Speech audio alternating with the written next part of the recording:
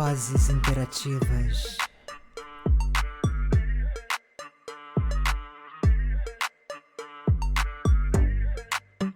Olá, sejam todos bem-vindos e bem-vindas. Este é o Vozes Interativas, o meu podcast. Eu sou Ju Azevedo e todas as quintas a gente tem um encontro marcado aqui no canal do YouTube para discutir e debater temas diversos que inclusive vocês também podem mandar sugestão. Clica aí no sininho para receber notificação, para você receber informação de vídeos novinhos, fresquinhos, saindo do forno só para vocês. Vamos ao convidado do dia?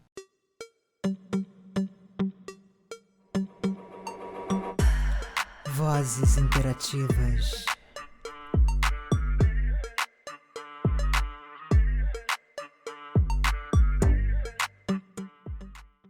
Tempo, tempo, tempo, tempo, tempo. Passa, passa, passa, passa, passa.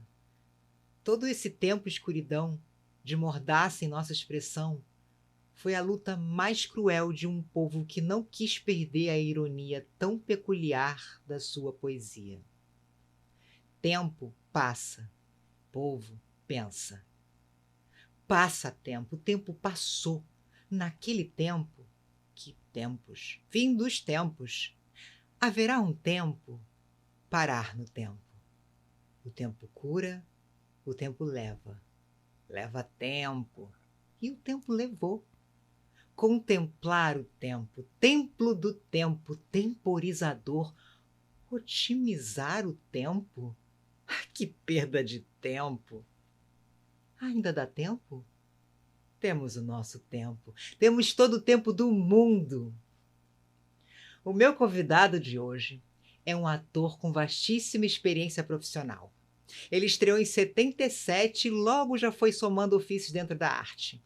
Em 78, ele fundou o grupo Luzes da Ribalta, onde estreou como autor, compositor e diretor. Seu personagem cantava e tocava em cena.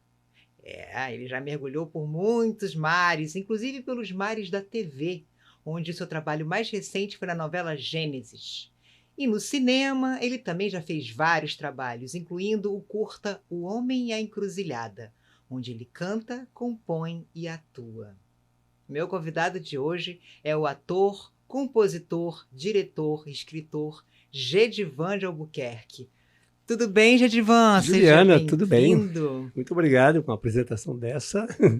Já estou melhor. A sua altura. Poxa, muito obrigado. Gedivan, o que é a arte para você? O que ela significa? E qual é o papel social da arte? A arte cura.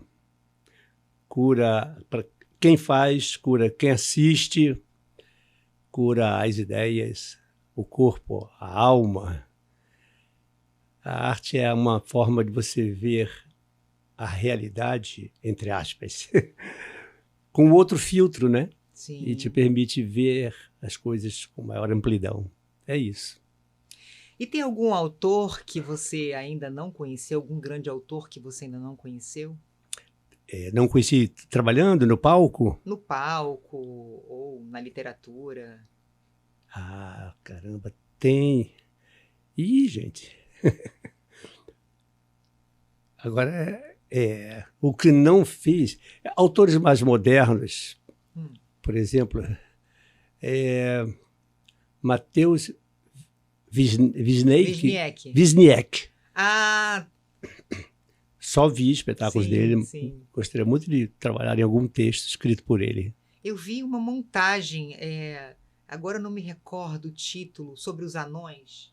É um título extenso. É um título extenso. É um título extenso. Ai, meu que Deus. Engraçado. Mas eu já vi essa montagem, numa formatura da CAL, do Mateus Wisniewski. Europeu, né? Europeu. Acho que é francês. Não é romeno, mas um amigo nosso trouxe os textos quando estava na França. Ai, gente, eu não vou me lembrar. Mas, enfim, boa opção. Eu gostei bastante. Modernos. E gostei também da direção. Enfim, foi uma formatura incrível que a CAL teve. Acho que no ano de 2017. Foi a sua formatura? Não. Eu não teria esquecido o título. Foi a formatura de uma turma especial. da Cal. Sei. Uma turma que eu gostava. Tinha alguns amigos ali. Mas, enfim, em certa ocasião do programa Provocações, do saudoso Antônio Bujanra, ele disse que o teatro é a arte da democracia. Você concorda? Concordo, sim. Por conta desse poder que eu chamo de cura, que faz com que cada um se expresse individualmente, e naturalmente cada um coloca a sua opinião, mesmo que esteja falando um texto decorado, escrito por outros. Mas você, ao falar, naturalmente vai ali sua história, suas células, seu pensamento, toda a sua energia. Então, nesse sentido é que eu acho que ele é uma arte que pode se aproximar dessa ideia de democracia, né? Uhum. Mesmo sendo dirigido, o ator está fazendo o que ele quer. Exatamente. E você que é dramaturgo, compositor, né, um poeta também de mão cheia, Obrigado. você acha que falta alguma coisa para os autores brasileiros? Não, eu acho que nós temos aí uma gama de autores, nem todos muito conhecidos, sobretudo até um certo tempo atrás, os autores do Nordeste, lá do Sul, que vieram chegando aqui aos pouquinhos. Hoje você tem ainda muita gente de Curitiba, Rio Grande do Sul, todo o Nordeste, Bahia. Olha, tem tanto trabalho e também vejo que não se prendem mais ou apenas aos temas regionais. Uhum. Hoje se entende que a sociedade funciona como um todo com as mesmas questões de norte a sul, leste a oeste, do Oiapoque ao Chuí, né? E nesse sentido há uma quantidade muito grande de gente escrevendo, não só para o teatro, mas para séries, né, para cinema, e tem ideias muito boas. E você acha que essas obras são inclusivas? No momento, praticamente é quase lei. Sim. Que as obras sejam inclusivas. Eu acho que é legal, inclusive, esse movimento, que é, digamos, uma espécie de mudança de olhar, não é? Sim. Ou de ampliação do olhar sobre o Brasil, sobre quem produz no Brasil, sobre quem está assistindo, sobre quem está fazendo como ator, como produtor. De um modo geral, há uma diversificação bem grande de olhares. Você acha que dá para viver de arte no Brasil ou é preciso exercer atividades paralelas? Eu acho que tem os dois casos. Que, na verdade, depende do pacto que você faz com você mesmo, com a sociedade, a micro-sociedade, que é a sua família, e com a grande sociedade, que é o próprio mercado de trabalho. Porque dizer a arte é mais difícil, eu não me fecharia nessa afirmação, porque eu conheço gente de outras áreas com muita dificuldade de sobrevivência, gente com muito canudo na mão, mas não consegue o emprego exatamente naquela área. Fato. E tem um pouco de... Não vou dizer que a coisa é assim, mágica, né? Mas o trabalho é algo que sempre resolve uma parte das questões. Porque quando você mostra o resultado do seu trabalho, de alguma forma, você vai ampliando o seu poder de alcance no mercado, que eventualmente não é aquele que você quer em especial, né? Porque nós somos trabalhadores de um determinado ofício e que se presta a muitos produtos. Drama, comédia, musical. Às vezes um texto não tão bom, mas um diretor pode melhorar quando ele é encenado. Eventualmente você faz trabalhos com os quais você não se identifica muito, mas ainda assim é teatro. E isso te mantém no mercado. Então, eu acho que é um pouco pessoal essa questão do tamanho da sua resistência. E Você hoje acha que é pessoal? Eu acho. É pessoal porque é também uma escolha. É que eu vejo assim, muita gente mudando de profissão. Sim. Você acha que isso, então, tem uma certa relação com a capacidade de resistência da pessoa? Bastante. E hoje eu sou mais... E também com uma certa estrutura financeira, né? Mas a gente escuta tantos exemplos de gente que sobreviveu a partir do pior momento.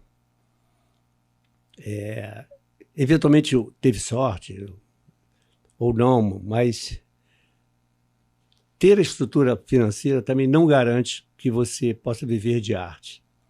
Até porque, de uma certa forma, a gente acaba trabalhando, evoluindo sob pressão, né? Uhum. Se você tem que botar o bloco na rua, você começa a superar o sono, o cansaço, comer pouco. Tem uma atriz que eu respeito muito, a Ivone Hoffmann, ensaiando com ela em 2017, uma peça dirigida pelo João Batista. Uhum.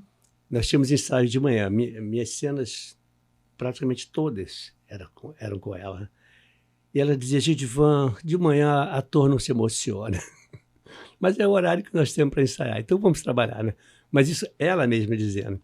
Então, porque para ela não há dúvida de que ela tem que fazer o trabalho dela o melhor possível, porque ela escolheu fazer isso ao longo de toda uma vida.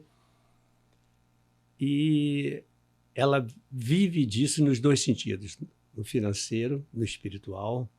O corpo dela ainda hoje está pleno, exatamente por conta de ter exercido isso ao longo da vida. E até o corpo... É um alimento. Né? É um alimento. E para quem desiste ou vai desistindo, tem o corpo comprometido também. Eu acho que eu até consigo entender. Não acho que seja algo que vai passar pela minha cabeça algum dia. Mas tem gente que não aguenta descer o padrão de vida, por exemplo, né? Eu conheço vários colegas que... Bastante complicado. Mesmo dando aula de teatro, alguns amigos se sentem pouco realizados, sobretudo quando eles têm emprego fixo em escolas do município, do estado. Prestaram um serviço muito digno, né? Porque é bacana ter teatro para os alunos em formação, mesmo que não sejam futuros atores, mas para quem dá aula, não vê um tipo de progressão que eu acho que é própria da arte, né? Que é o desafio, né? Porque quando você faz uma peça para estrear, você tem que superar uma série de questões, série de limites seus do personagem. Ou seja, tudo isso que eu estou falando, de uma certa forma, para mim, define esse estar na profissão. Não é confortável. E eu acho que não é para ser confortável. O trabalho em si, de um ensaio, ele é muito físico e ele é muito mental também. Tem um quê de entrega, tem um quê de superação. E realmente, assim, não é para todo mundo. É verdade. Eu vou citar aqui um trecho do curta O Homem Encruzilhada, onde o protagonista diz, o personagem protagonista, feito por você, diz: eu não me arrependo de nada que eu fiz. Eu faria tudo de novo 1 milhão de vezes. Você acha que essa universalidade do dinheiro, do poder, do status, isso vale mais que a essência? Um bilhete premiado na Mega Sena acumulada vale mais do que a nossa essência? Os valores internos? Bom, para um cara como eu... Um bilhete premiado, diga-se de passagem, dado pelo... Pelo coisa ruim, né? Pelo coisa ruim, pelo cramunhão, né? Por meio de um pacto, né? Aquele personagem queria isso, era o objetivo dele. Então, ele até fica surpreso de, no final, ganhar, né? Mas para mim, não. E não vai aí nenhum tipo de personagem santinho, eu sou incorruptível, nada disso, não. É porque, de alguma forma, eu já entendi qual é a minha em relação à arte, ao teatro, à música, cinema, tudo isso, né? Eu gosto muito de viver o ritual em si da arte, de estar junto, de pesquisar, de tentar, de errar, de sujar por exemplo, o ensaio para depois ir limpando, né? E tudo... Isso é fundamental. O teatro não funciona se não tiver essa sujeira. A pesquisa, né? A pesquisa, a imersão. E esses tempos, eles ocupam um espaço dentro da gente que, no meu caso, pelo menos, não dá para abrir espaço mental, emocional, para ficar me ocupando assim. Mas será que isso vai dar dinheiro? Porque eu sempre achei que a arte boa, ela naturalmente, digamos, é vendável. Vendável para o público, vendável para projetos e tudo. Então, vir um dinheiro, um bilhete premiado de uma vez só e dizer agora você não precisa mais trabalhar, não chega a passar pela minha cabeça. Pode passar pela minha cabeça assim um dia, vou ganhar um dinheiro, uma herança, vou fazer um teatro, construir um teatro, inventar uma escola de teatro, coisas que, na verdade, sejam investimento no que eu já faço naturalmente. E digo naturalmente porque eu acho que está na natureza do artista, ele se expressar, querer se expressar, querer chegar a outros, né? Claro que já passou pela minha cabeça assim, e se eu ficasse rico? Mas aí essa ideia também de riqueza começa a passar por transformações na cabeça da gente, né? O que é a riqueza mesmo? Se você olha assim para o lado e pensa, bom, se alguém me pergunta, o que você tem que comprar hoje que você não tem? Eu pago agora. Eu demoraria um tempo, embora saiba que eu tenho uma lista de coisas que eu poderia renovar, por exemplo, um laptop, uma coisa bem banal, mas que é muito útil, né? Uhum. O meu computador é velho. Mas eu também sou um cara que eu não fui criado na fase da internet. Não estou negando a internet. Mas eu aprendi a lidar com o fogão de lenha, então, no sentido figurado, né? Uhum. Então, talvez até eu precise aprender a ser ambicioso nesse sentido. Isso é só uma piada, porque na verdade... Sim, eu acho que eu entendo a sua ideia. Você quer viver dignamente da sua arte. Sim, sim.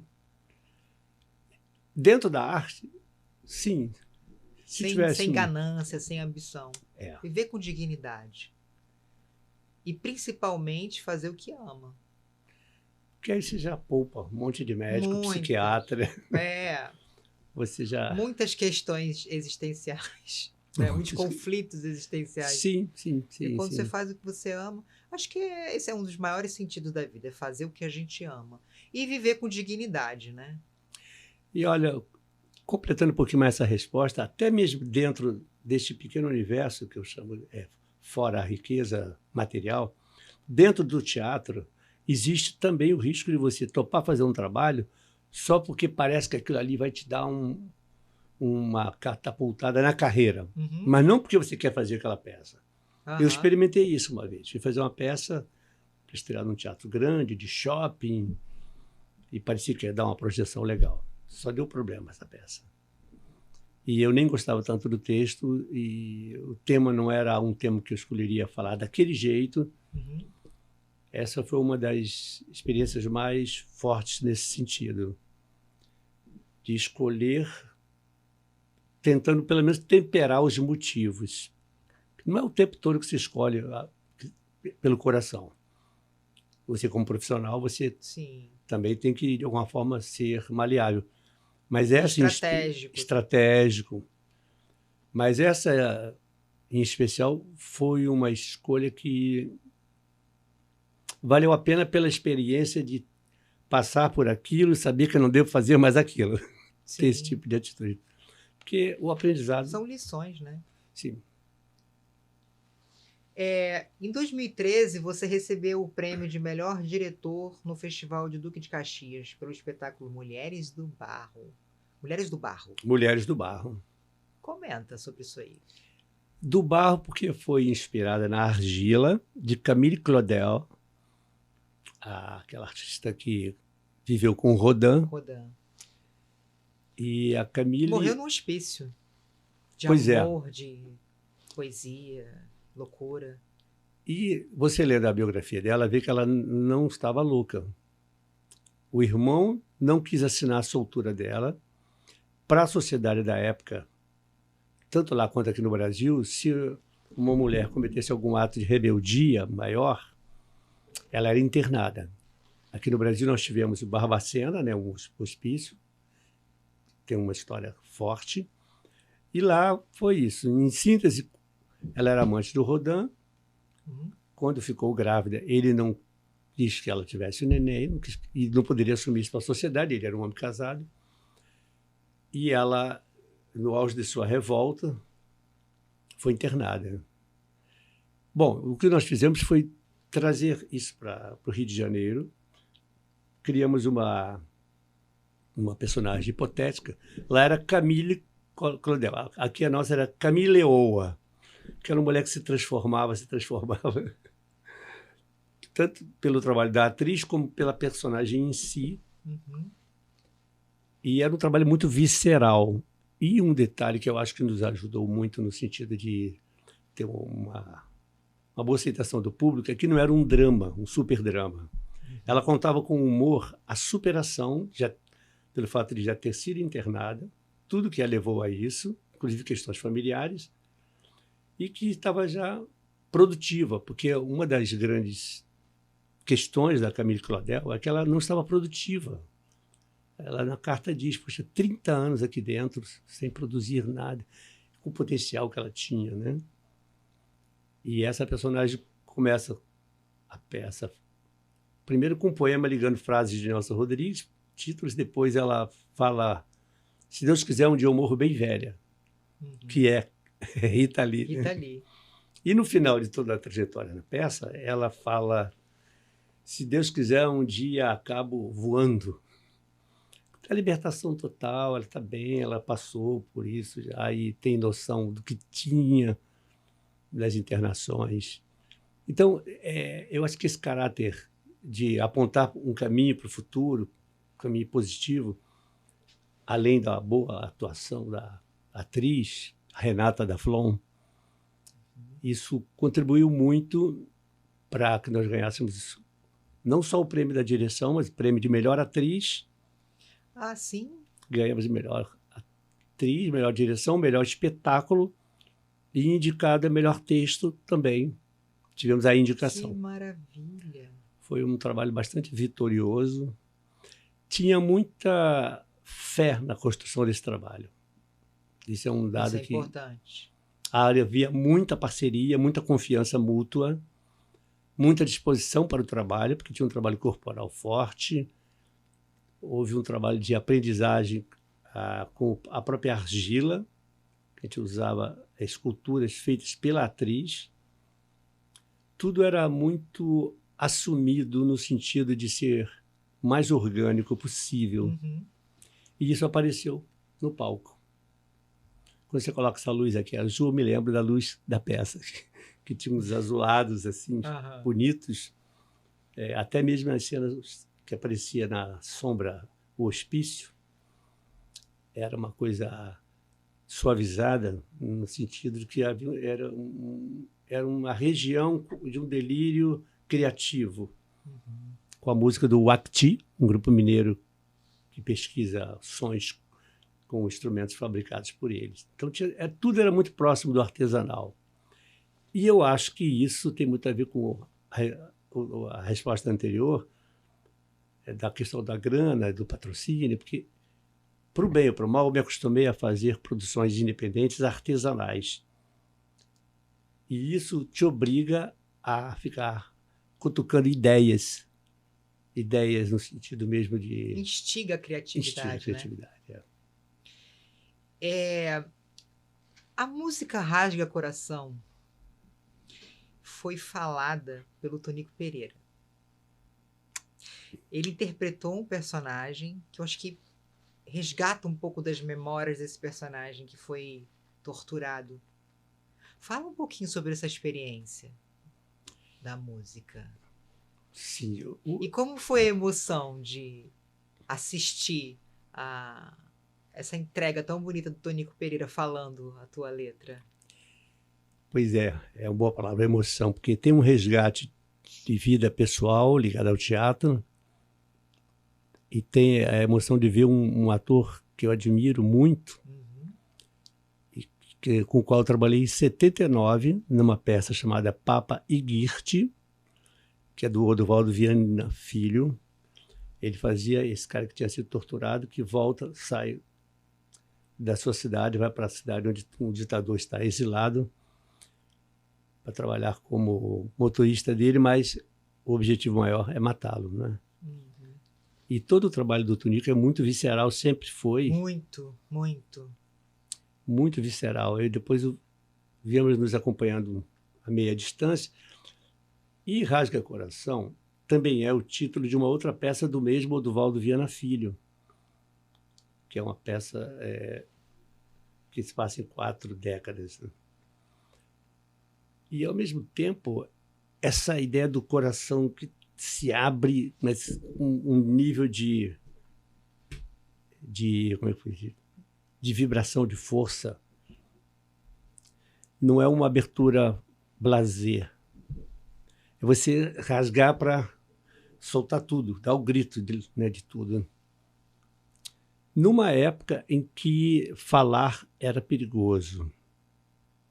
Uhum. Num dos trechos fala: dança qualquer homem no telhado, dança qualquer gato vagabundo. Dançam as pessoas que são más e as que são boas. Porque época da ditadura militar, tudo que você falava podia te comprometer, né? Sim. Então, essa poesia, que virou depois da música, foi escrita em 79, tinha toda essa carga real de um Brasil sob regime de ditadura ainda. A anistia viria um pouquinho depois. E ter sido falado por alguém que, de fato, foi um sindicalista dentro do Sindicato dos Artistas, Uhum. e que carrega um nível de fé na sua forma de ser ator. Você vê que ele fala sem camisa, ele tira toda a vaidade. Se despe totalmente, despe, né, de qualquer vaidade. Ele fala uma coisa na qual ele acredita. Inclusive E com muita naturalidade, né? Com potência e naturalidade, né? Exatamente. Verdade. E ele escolheu esse poema, porque para cada ator que na época falou um poema meu, eu mandava 2 ou 3 opções. Das 3 que eu mandei para ele, ele escolheu Rasga Coração, por identificação mesmo. Uhum. Ou seja, é aquele trabalho redondinho, né? Para mim. E você chegou a ser preso na ditadura? Teve alguma composição censurada? Tive letra vetada. Letra? Letra, já agora em 80, 81. Coisas assim, às vezes, bobas. Aquelas brincadeiras de duplo sentido, de dança, coisas sensuais. De alguma coisa que falasse de política, não. Tive, sim, peça infantil vetada para menores de 14 anos. Uhum. Tem um diploma, né, com a tarja verde e amarela. Hoje você chega a ser uma coisa, objeto de museu, né? Mas eu não tive nenhum problema. Eu, na verdade, acho que sou aquele brasileiro que até uma certa época da vida não tinha muita noção. Tinha uma intuição de que alguma coisa estava acontecendo, mas eu era um pouco ingênuo nesse sentido. Acho que eu já fui vigiado uma vez, só me toquei disso, agora, mais velho. Eu vindo da escola, tinha um carro que sempre passava por perto, ia embora, e um dia o cara me parou, perguntou se eu conhecia determinada pessoa que morava naquela rua, o que eu fazia, me fez umas perguntas, ele falou: não, eu sou da polícia, mas eu estou só dando segurança por aqui. Olhando isso de longe, eu vejo que aquilo ali era o que Era nosso, um retrato da época, né? Nosso serviço de informação, né? Como é que é o nome? Vocês eram monitorados, vigiados, em tempo integral. Aqui no Brasil não era FBI, caramba, que o Golbery chefiava. Era o serviço de investigação, de informação. Uhum. É um nome fácil, eu que não estou ligando agora. E, fora isso, eu acho que por eu ficar escutando ruídos em volta, eu acabei escrevendo coisas como se fosse uma coisa muito cotidiana. Não tinha noção da potência da palavra nesse sentido. Porque talvez você, você vivendo dentro de uma época, talvez você, de fato, não tenha a noção real do tamanho. Você precisa olhar de longe. Então, escrever algo que era uma crítica social, por exemplo, parecia que era algo só mais uma poesia. Eu redimensiono isso hoje, na verdade. Enquanto história, vira história, né? Agora, você acha que a gente atualmente vive um outro tipo de censura? Eu vou te dar um exemplo prático. Esses dias eu estava vendo um corte de um podcast, assim, é a minha opinião, mas achei um pouquinho radical. Estava vendo um corte de um podcast onde a palavra câncer foi censurada. Você acha que a gente está vivendo um outro tipo de censura à liberdade de expressão? Eu acho que por setores. Porque, por exemplo, na área médica, alguns médicos que têm o pensamento mais antenados, mais atualizados, eles estão indo no caminho contrário ao que pareça com censura, porque eles sabem que isso é melhor para a saúde, é melhor você ter ciência das coisas, falar os nomes corretos. E no caso do câncer, por exemplo, existem muitos estudos para prevenção, por exemplo, né? Então, não tem como não falar a palavra. Agora, existem pessoas com crenças no sentido do peso das palavras, que ainda tentam impedir ou pedem que não se fale perto de uma criança, ou perto de alguém que já está com uma certa idade, ou alguém que está mais ou menos doente. Porque, de fato, eu acho que é a doença mais misteriosa ainda, até onde eu sei. Mas eu falo de câncer como um exemplo. É só a título de ilustração mesmo. Mas eu acho que a gente vem sofrendo uma série de censuras, ao meu ver, desnecessárias. Sim, o que já não é tão novo, mas que está aí politicamente... O que hoje em dia se chama de mimimi, né? Mimimi... Hoje em dia, quando você emite a sua opinião, é quase que como a prática de um esporte radical. Você pode... né? Virou uma chave e você já foi barbaramente cancelado por ter emitido a sua opinião. Eu acho que existem formas e formas, né, de você se expressar, é claro, com respeito às diferenças, às diversidades, mas a gente está vivendo, assim, um momento complicado de ter que... um eterno pisar de ovos, certas expressões. Eu não estou fazendo apologia a nada, mas eu acho que a gente tem que debater, tem que discutir, tem que ter mais bom senso, moderação, né? Eu acho que é transitório isso. Você acha que é transitório? Eu acho, sim. Já há algum tempo que eu venho acompanhando essas coisas que viram fases. Que o próprio excesso da comunicação e tudo que chega a gente, chega uma hora que vai ficando tão inflado, você não aguenta mais ouvir aquela palavra. Inflado e inflamado, né? Inflamado. Você não aguenta mais. E tem uma hora assim, eu quero ficar quieto. Então deixa. E eu acho que isso vai acabar enfraquecendo num tempo mais veloz do que em outras épocas, porque não se sustenta na vida real, né? Ao meu ver. Como você falou, é muito mimimi, mas, na verdade, não chega, por exemplo, pelo menos para mim, não chega a ter uma influência muito grande. Claro que eu sei que, eventualmente, a minha vida pode estar sendo decidida em algum lugar a partir de uma frase que eu falei e alguém não gostou. Não chama o Gedivan, porque não, eu acho que ele tem uma história aí que não vai ser bom trabalhar. Eventualmente pode acontecer. Mas aí eu volto àquela questão do trabalho em si, que pode falar por você mais do que qualquer mimimi, do que certas crenças. Acho que você eventualmente vai perder um trabalho, mas você pode construir 10, e você pode ser chamado para outros 10, talvez. Porque enfim, eu acho que não define a vida. Essa palavra cancelar, por exemplo, eu ainda venho aprendendo o real significado. O que é cancelar? O que é cancelar? É você simplesmente banir a pessoa virtualmente, no mundo digital e até no mundo físico. A pessoa ela é varrida, ela é banida, ela é vetada, escorraçada moralmente. Passam a não curtir as coisas, passam a falar coisas sobre ela, seria isso? E ela simplesmente passa a ser desprezada, ela passa a ficar isolada, segregada, Sim. discriminada. Eu acho Tem que toda essa carga. A palavra cancelamento tem toda essa carga. Pois é.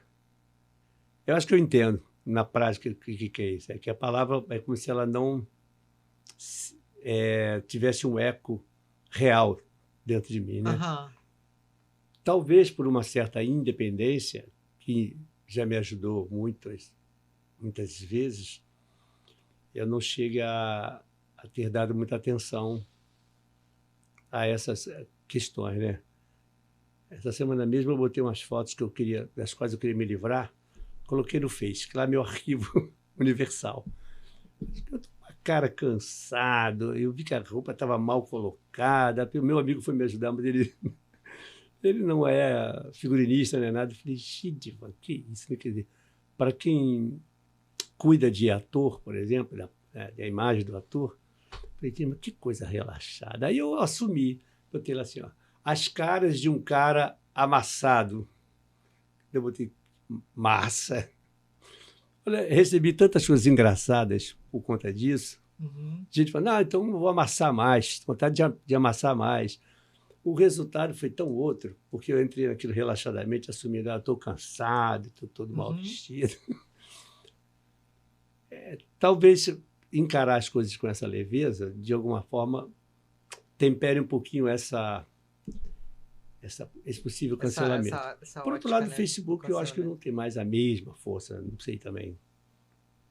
A verdade é que eu preciso aprender como é que funciona essa maquininha chamada internet para até usufruir um pouco mais da sua utilidade, né? Inegável. E saber, talvez, no futuro, como me defender, né? Uhum. Com certeza. Agora vamos mudar de assunto radicalmente? Vamos falar um pouquinho sobre televisão? Você fez uma participação na novela Gênesis, da Record. E aí eu queria saber se você é um homem cristão e se você acredita que religião e espiritualidade são duas coisas diferentes.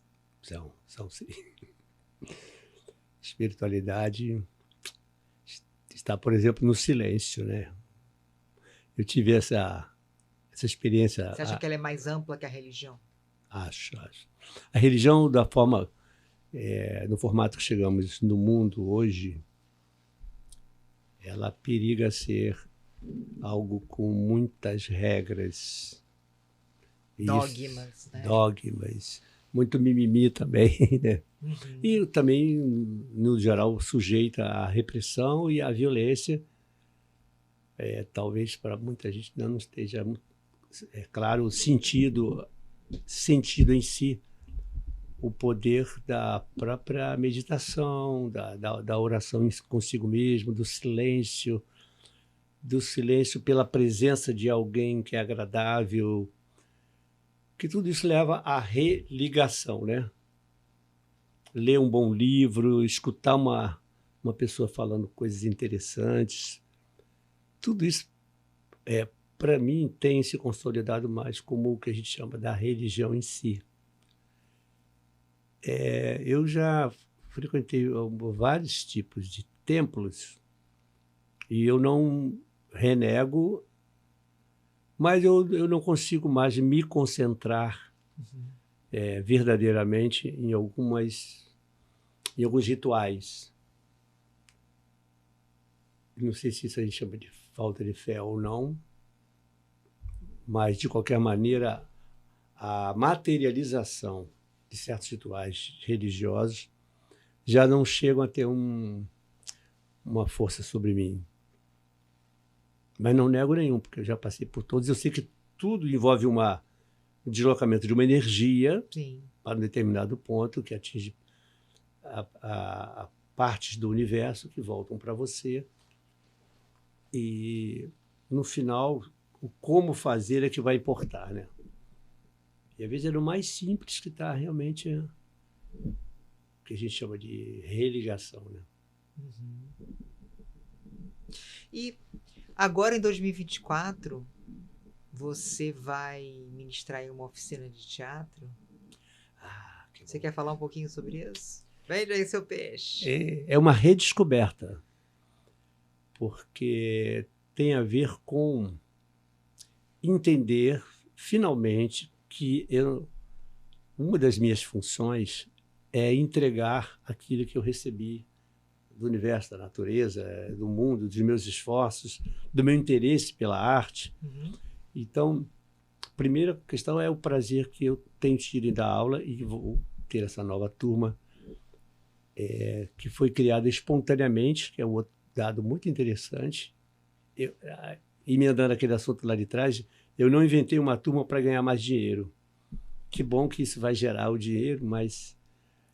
Mas esse é um ofício dentro da arte que você gosta de fazer? Que eu voltei a gostar. Que você voltou a gostar. Em 2023 eu tive uma turma que, de fato, digamos, comungava com o que estava sendo passado, valorizava, fazia junto, arriscava, e isso me abriu as portas internas e externas para essa criação de uma segunda turma que vai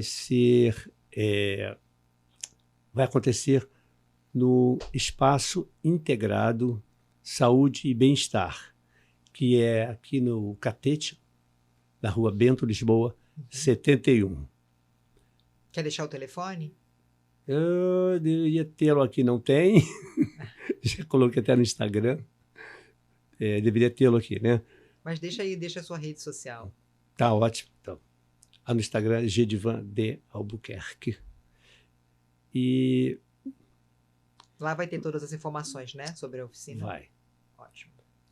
Essa turma vai começar em fevereiro, mas em janeiro haverá uma leitura como forma de divulgar o curso. Você tem uma leitura de uma peça minha, uma comédia curta, onde eu toco ao vivo, canto, eu faço um guarda engraçado. Que discute com o cone de rua sobre segurança. Bacana. A caminho da escola. Das crianças a caminho da escola, né? Isso era feito dentro de escola, mas com uma estrutura profissional muito boa. E é uma forma de me mostrar fazendo aquilo que eu pretendo ensinar e vendo como é possível fazer o teatro simples, mas com vigor. Então, 20 de janeiro, que é um sábado, às 18h30, nós teremos a leitura de O Guarda, Anjo de Guarda. Eu e a Kika Dantas, que é uma atriz companheira de muitos anos de trabalho, fizemos junto a Aracide Almeida e agora essa leitura. E eu acho que eu redescobri, quando eu falei do prazer, assim, uma certa calma de aproveitamento da presença. Uhum. E voltando também à questão da democracia, né? Eu abri mão de que as minhas ideias estejam em primeiro lugar. Mas através do que eu consigo apreender das minhas ideias ao longo dos anos, eu vejo que quando o ator faz algo que está fora da regra, fora do padrão, mas que é ele se expressando originalmente, que isso funciona com uma força assim atômica. Ou seja, a pessoa vai descobrindo pequenos átomos e vai virando aquela bombinha atômica pessoal e ele se sente confortável, seguro, portanto mais brilhante. Essa foi a grande experiência que eu tive em 2023, num curso onde eu tinha babá, médica, pessoas bem idosas, pessoas com TDAH, né? TDAH. TDAH. Enfim, eu tive pessoas, digamos, fora dos padrões que a gente impõe, né? Uhum. E que tiveram um desempenho assim muito verdadeiro. Isso para mim foi o grande ganho. Que maravilha. Agora vamos entrar no quadro final? Vamos. Vamos ver o que ele vai responder? Ô, meu pai do céu. Tá aí.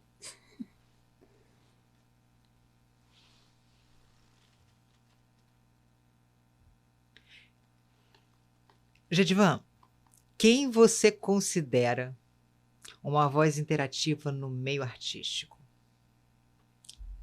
Voz interativa. Essa pergunta é fácil de responder. Porque essa consideração tem muito a ver com a vivência real, na minha opinião, né? Porque a gente conhece muita gente legal, muita gente boa, muita gente generosa, muita gente talentosa. Eu digo, a gente conhece assim, de conviver mais ou menos tempo, mais numa época, menos em outra época.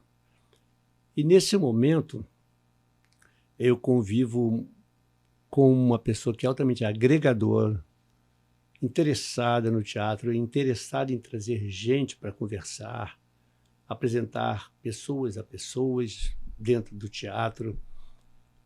E, além de ser um ator muito talentoso e muito estudioso, que é o Zé Carlos Machado. Maravilha. É um ator paulista que faz atualmente O Papa e Girte, aquela mesma peça que o Tonico fez em 79, sendo que o Zé Carlos faz o personagem título, o próprio Papa e Girte, onde ele dá uma humanizada bem interessante, não à toa, ganhou prêmio agora no Festival de Angra, como melhor ator, foi indicado a Prêmio Michel também. Ele é maravilhoso.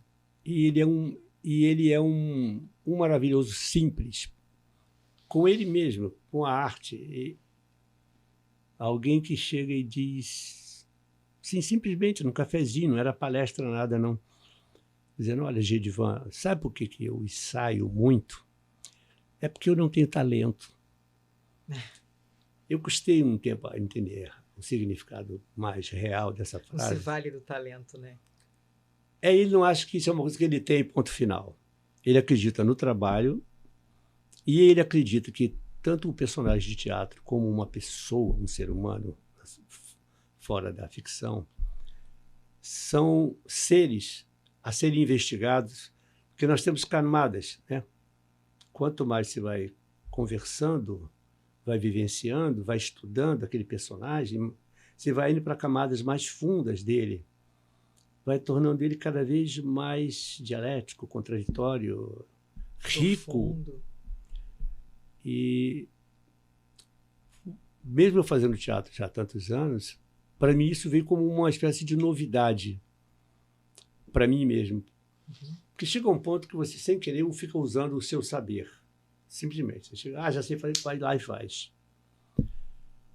É claro que eu sempre estive aberto para escutar essa frase, porque, como eu falei logo no início, eu gosto muito de sujar o ensaio, né? Sujar significa pesquisar, pesquisar, pesquisar, não sair fazendo. Desconstruir, né? Desconstruir antes de chegar a algo parecido com algo pronto, né? E o Zé Carlos, ele vem trazendo isso de novo para mim, só que na prática do dia a dia dele, eu vi ele fazendo isso. Já gravando a novela aqui, o Vai na Fé, depois de já ter feito algumas temporadas da peça, ele trazia o texto da peça para o hotel, estudava o texto da novela e dava uma olhada no texto da peça. E se cobrava, não, eu tenho que estudar, eu não posso ficar deixando o personagem congelado ali. A atuação dele em sessão de terapia também foi bárbara. Psicoterapeuta Theo. Theo, né? Bárbara, bárbara. Muito olho no olho, né? Muito visceral. Muito visceral. Muito olho no olho. Ele é muito aqui e agora. E é uma pessoa que não deixa algo assim... depois a gente se fala e fica por isso.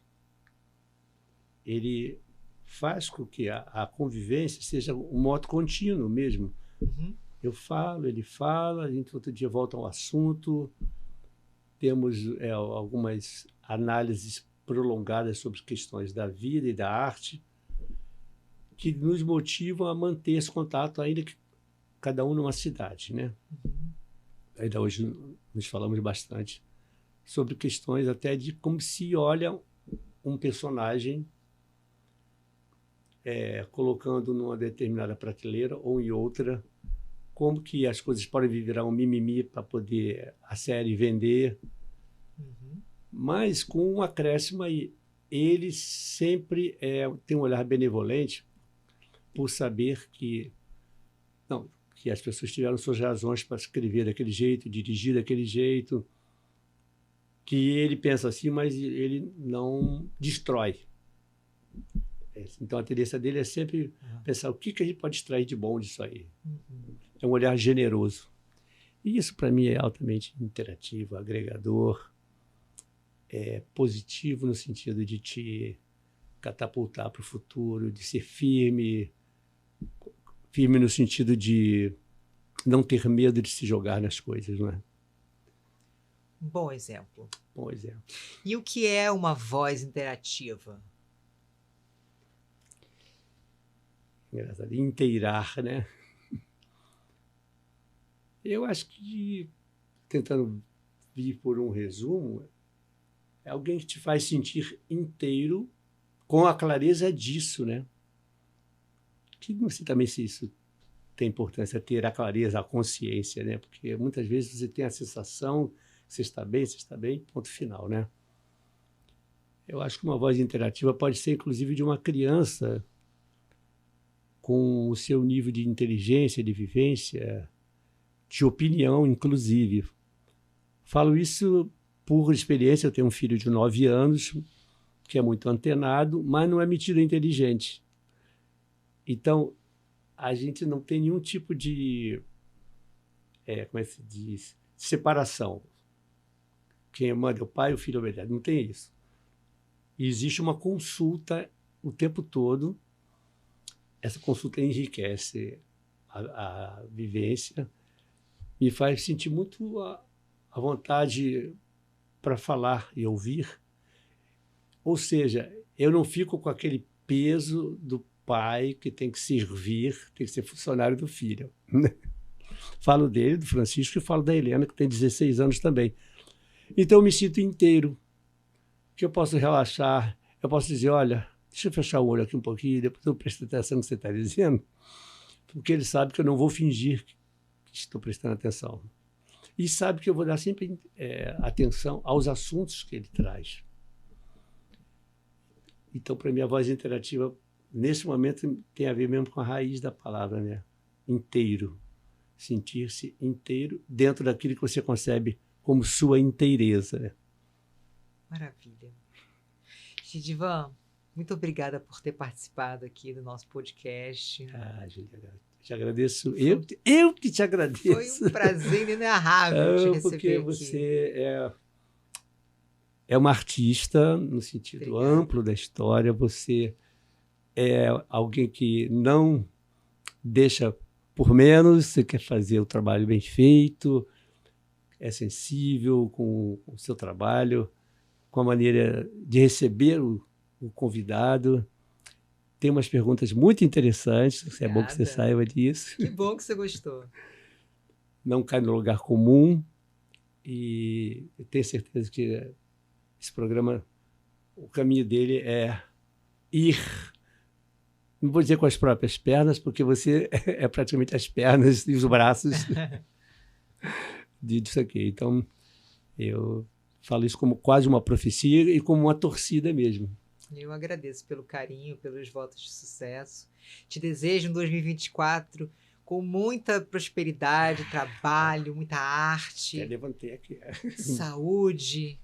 Muito obrigado, Julia. Que a gente se encontre por aí, por essa vida em 2024, no palco, fora do palco, tomando uns cafezinhos também, né? Com certeza. Muito obrigada mesmo, viu? Foi um prazer te receber. Muito obrigado, querida. Muito obrigado. Tudo de bom. Então a gente vai ficando por aqui. Na semana que vem a gente vai fazer uma pequena pausa, mas eu espero que vocês tenham uma excelente entrada de ano, que o 2024 seja um ano de muita luz, de muita prosperidade, de saúde para todos vocês. Um beijo no coração e até a próxima!